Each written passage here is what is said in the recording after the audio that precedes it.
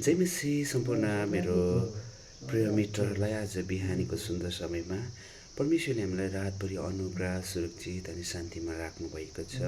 हामीलाई सुरक्षित राख्नुभयो, मिठो निन्द दिनुभयो अनि यो बिहानीको सुन्दर समय यो सुनौलो मौका हामीलाई दिनुभएको छ। हामी परमेश्वरलाई धन्यवाद चढाउँ। भजन सङ्ग्रह 23 को खण्डलाई हामी हेर्दै गर्दा परमप्रभु हाम्रो गोठालो हुनुहुन्छ। परमप्रभु मेरो गोठालो हुन्छ, मलाई केहीको खाँचो हुँदैन।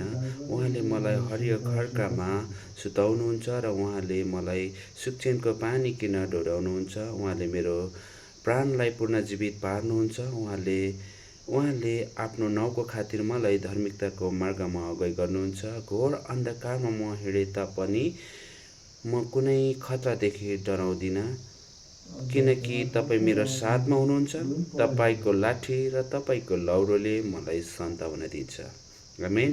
परमेश्वरको वचन पढेर सुनेमा परमेश्वरको छोराछोरीहरूलाई आशिष दिउन्, किनभने परमेश्वरको वचनले भन्नुभएको छ परमेश्वर चाहिँ हाम्रो गोठालो हुनुहुन्छ है। त्यही कारणले गर्दा बिहानी उठेर उहाँलाई हामी धन्यवाद चढाउँ। हाम्रो हर कदममा हर छिन उहाँले हामीलाई सुरक्षित राख्नुहुन्छ। हामीलाई जस्तै खतरा आए पनि, जस्तै बाधाहरू आए पनि उहाँले हामीलाई सुरक्षित राख्नुहुन्छ। उहाँ चाहिँ हाम्रो ढाल हुनुहुन्छ। हामी उहाँमा हामी अडेस गर्न सक्छौँ। हाम्रो हरेक समस्या हुन्छ, आफ्नो आफ्नो समस्या, तर हाम्रो समस्या चाहिँ मानिसले बुझ्दैन होला, आफन्तले बुझ्दैन होला, तर परमेश्वरले बुझ्नुहुन्छ। आफ्नो हृदयको पीडाहरू चाहिँ कसैले बुझ्दैन, तर हाम्रो परमेश्वर सत्य हुनुहुन्छ। उहाँले बुझ्नुहुन्छ। उहाँलाई हामी के परेको छ हामी उहाँलाई हामी भनौँ अनि उहाँले हाम्रो हरेक समस्याको समाधान गरिदिनुहुन्छ है। आजको बिहानीको परमेश्वरको वचनलाई हामी यहीँ राख्दछौँ, किनभने परमेश्वरले हामीलाई धेरै कुरामा हामीलाई अगुवाई गर्नुहुन्छ, हामीलाई धेरै कुरामा सुरक्षित राख्नुहुन्छ।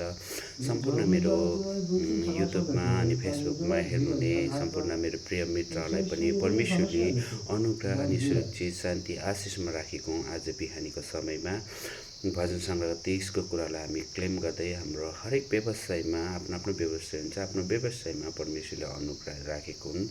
अनि परमेश्वर चाहिँ महान हुनुहुन्छ। एउटा सानो भजन तपाईँको सामु राख्दछौँ।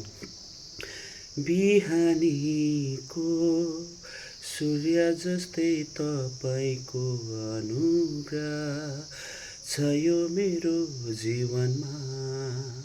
शत्रुहरूको सामुने मेरो भुजको मेज